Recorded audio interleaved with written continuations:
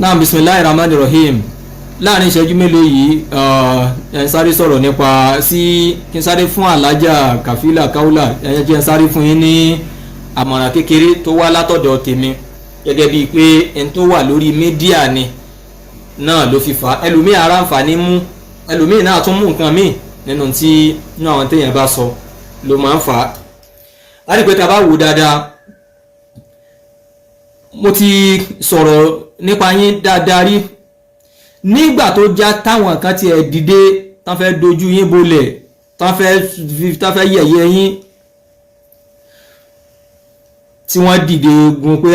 a dojú tì í a do. Ṣùgbọ́n èmi ní kinní kan tí máa ń mú yín dárúkọ èèyàn tí mi Ọlọ́run bò mí ní júrí àyẹn púpọ̀ torí pé mo mọ̀ pé n tí mo sọ n tí mo fẹ́ sọ n tí mo fẹ́ kó o gbọ́ ni lèmi fi máa dárúkọ èèyàn. Alájà Kafila tẹ́ bá wò ó,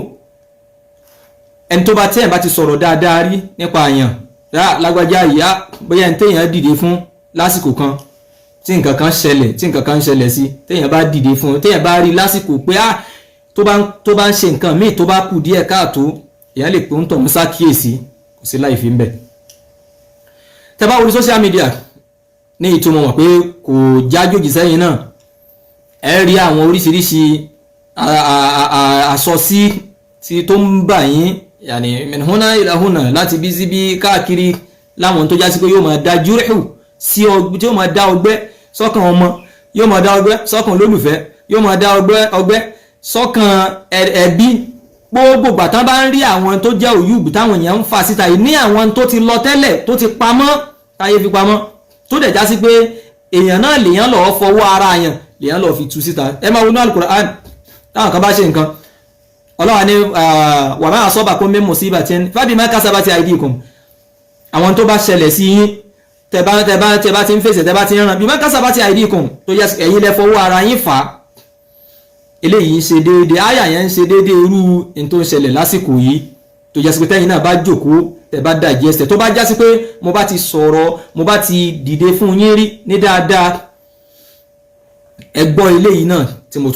tún fẹ́ sọ yìí. Nígbà míì téèyàn bá tẹ èèyàn mọ́lẹ̀ ẹni téèyàn tẹ̀ mọ́lẹ̀ yìí ó lè bá rí talẹ́ẹ̀tì kó jẹ́ kó kàn gbójú kó já sí pé ibòmíì Ọlọ́run ti ṣe bá bu àyà téèyàn máa lọ nawọ́ mú bá bu àyà yẹn. Àṣà ọmọbìnrin tó tí mo gbọ́ àṣà yẹn lẹ́nu tó léèyàn máa ń ná gàmúṣòro èèyàn máa ń lọ ná gàmúṣòro ńgbà míì tó já sí pé ìṣòro ó sì jòkó jẹ́jẹ́ yóò wà lókè ẹ̀jẹ̀jẹ̀ báyìí èèyàn ó dẹ̀ lọ nawọ́ mú ó máa ń wà bẹ́ẹ̀ ńgbà míì fẹ́lómi ṣe pé òun yóò lọ nawọ́ mú nàgàmúṣòro ọlọ́mọdé nàgàmúṣòro. Tẹ́ bá wo àwọn àrélù àwọn àjálù wọ̀nyí mo mọ ipa tí nígbà míì téèyàn bá tẹ ẹni tó ṣe dáadáa fún yàn láàrin ibi tí mo fẹ́ dá sí yóò máa jẹ́ láàrin yín àti Samahatu Sheikh Akeugba Gold. Ipa tí bàbá Akeugba Gold tí wọ́n kó nígbà táwọn tẹ́ mú lọ́rẹ̀ẹ́ nísìn àwọn tẹ́ fẹ̀yìntì nísìn tẹ́ fi ń fèsì Sheikh Akeugba Gold kó tó di ọ̀rọ̀ oníbàbọ̀ àyàdé yìí. Ipa tí bàbá yìí kó hátà ẹ̀yin gan fúnra ara yín tẹ́yìn gan náà ń sọ dákọ̀ tẹ́yìn gan tún sọ tá à ń rí mo háwọ́là pé kí n tiẹ̀ mú àwọn fídíò yẹn wá bọ̀ mo kàn wó pé kálukú ló kò sẹ́ni tí mo ń sọ̀rọ̀ tó mọ̀ tó ti mọ̀ tá à ń sọ tí ò mọ gbogbo tí mo ń rí fásí ó ní àwọn tẹ́yìn náà sọ pé ìgbìyànjú bàbá yìí tẹ́yìn bá wo intẹ́ padà ń ṣe fún Sheikh Akeugba Gold lórí social media báyìí tẹ́yìn bá wo ìṣesí Ọlọ́run náà lè tàtàrà ẹ̀ náà kírú àwọn tó ń ṣẹlẹ̀ yìí kó máa ṣẹlẹ̀ o. Ọlọ́run lè tàtàrà ìtẹ̀nítẹ̀kùtẹ̀ tẹ́ Sheikh Akeugba Gold lẹ́ni tẹ́yìn gan mo mọ àwọn nínú muhawalatu tí Sheikh Akeugba Gold ṣe fún yín tí n bá mọ ti bòmí àwọn muhawalatu tí wọ́n ṣe sí ọ̀dọ̀ tèmi lásìkò ìgbà táwọn ẹni yìí ń tẹ̀yìn táyé fẹ́ dojú yín bolẹ̀ tí wọ́n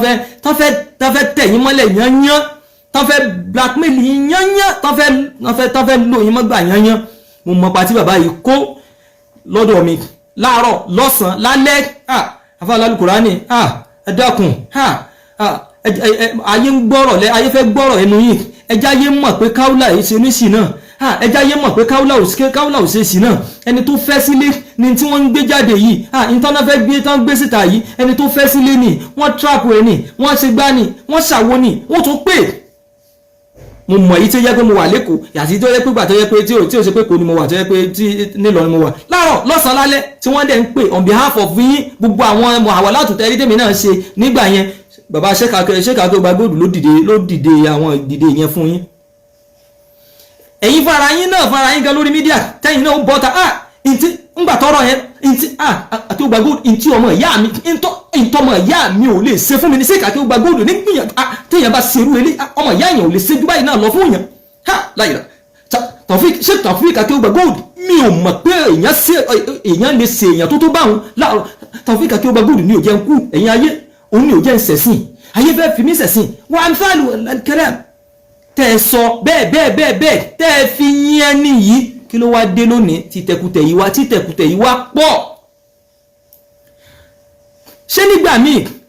ẹlòmíì á ṣèyàn lóore tó jásí pé tó bá ṣèyàn lóore tán ìtẹ̀ tí ó tẹ̀yàn ó máa kọjá pé kéèyàn lè farada àìmọye ó wà nínú èèyàn bẹ́ẹ̀ tó jásí pé yóò lo advantage kó ṣèyàn lóore tí ó dẹ̀ tẹ̀yàn nítẹ̀ ìtẹ̀ àìlè ní farada mọ́ tẹ́lòmíì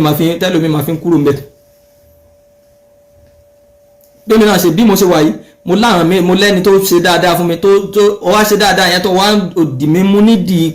ìdí àìlè téèyàn ò ní lè fara dà á mọ́ ṣùgbọ́n èèyàn mo sì dà wọ́n pọ̀ pẹ̀lú Ọlọ́run èèyàn ó dà wọ́n pọ̀ àwa ń bèlè ń tà sí ti yíyí o eléyìí tí yíyí tún yàtọ̀ o so ìtẹ̀tẹ̀ tẹ̀ wọ́n ó pọ̀ ó lágbára ó pọ̀ púpọ̀ jù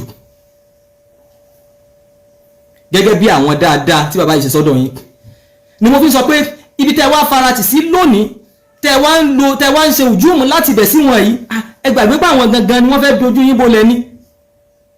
ibi tẹ́ wá lẹ́ẹ̀fẹ̀yìntì yẹn ibi tẹ́ lẹ́ẹ̀ ti darapọ̀ tẹ́ ti faratì sí nísìnyí tẹ́ wá fi ń lò ó lórí Ṣékàkẹ́ Ọba Gold ẹrù pẹ̀ méjì yóò ṣe dédé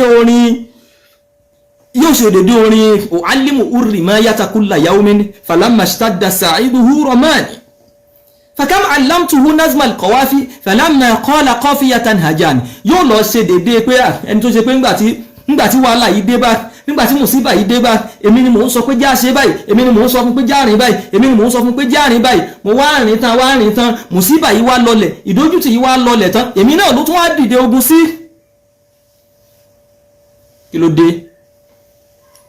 kí ló dé ẹ jókòó ẹ̀yin náà ẹ rò ẹ wá wo bábu àyà tán wá kàn bábu àyà tán kẹ́kalẹ̀ báyìí bábu àyà yẹn lẹ́lọ láwọ́ mọ́ ẹ wá wo orí social media ẹ̀yin náà ẹ wo orí social media ẹ wá wo báwọn èèyàn ṣe wá báwọn àwọn tó ti wá lọ táyé ti gbàgbé àwọn èèyàn wá ń hu jáde bí ìgbà pa àbá àná ni nǹkan yìí ṣẹlẹ̀ kò sí tó fà á o bí my casabati id ìtẹ̀yàn lọ tọwọ́ bọ̀ ni o ìtẹ̀yàn lọ mú ọwọ́ ọ̀yàn àfọwọ́fà tẹ̀yàn lọ fọwọ́fà ní so Ọlọ́run máa ṣe bẹ́ẹ̀ ń gbà mí ẹ wo bí bábọ̀ àyà tó wá jòkólẹ̀ ẹ wá wo àwọn bàbá tẹ wá ń sọ̀rọ̀ wọn lónìí àwọn ọ̀rọ̀ tí téèyàn ò lè expect pé ẹ lè àwọn téèyàn ò mọ̀ pé ẹ lè máa sọ gára wọn nínú ayé ẹ wá ń sọ wọn kalẹ̀ la ilaha illallah muhammadu rasulullahi sallallahu alaihi wasallam eléyìí àwọn ẹjẹ́ mú kan eléyìí mo ṣe bí nasiha pé tó bá jásí pé mo ti sọ̀rọ̀ yín rí tẹ́yìn náà tẹ́ jókòó tẹ́ wo fídíò yẹn báyìí pé ẹni yìí ó sọ̀rọ̀ dáadáa ẹni yìí gbìyànjú tó bá yẹ pé mo ti sọ bẹ́ẹ̀ fún yín tó dùn mọ́ yín eléyìí tí mo ṣe yìí ẹ dá wò tó bá kẹ̀yìn nìkan ẹ tún kọ́ọ̀tì tó bá dalẹ̀ ẹ wá dá wò ẹ wá jókòó pé kí ni táàfà Al-Qur'ani sọ yìí ẹ wá gbọ́ ẹ dá gbọ́ ẹ má gbé èèyàn sẹ́gbẹ̀ẹ́ kẹfì gbọ́ fúnra ara yín ẹ jókòó báyìí ẹ dá gbọ́ ẹ rí i pé ọ̀rọ̀ ní tí mo bá yín sọ yìí nasiha lele ìjẹ ẹ tún rò ẹ tún dá jókòó ẹ wo gbogbo àwọn ibi tẹ wá ń tọwọ́ bọ̀ nísìn ẹ wò ó pé sáwọn nǹkan yìí lẹ̀ ń tọwọ́ bọ̀ tẹ́lẹ̀ gbogbo àwọn ibi tẹ wá mú ọ̀rọ̀ lọ nísìn gbogbo àwọn tẹ́ ń sọ̀rọ̀ sí ẹ wá wo bí so nígbà míì ẹni téèyàn lérò pé èèyàn fẹ́ máa ṣe ojúmù sí yẹn àbí èèyàn fẹ́ ṣe rìmọ́yà sí àbí èèyàn fẹ́ máa bú yẹn àbí èèyàn fẹ́ tẹ̀ ń sọ fún wa Ṣékàkẹ́ Ọba Gold òun tẹ ẹyìn tẹ tó jẹ́ pé àìmọye fídíòs tẹ ṣe tẹ́ fi ń dúpẹ́ oore kí ló wá dé wọn ló wá padà di Allahul musta'an. Wassalamu alaikum warahmatullahi wabarakatuh.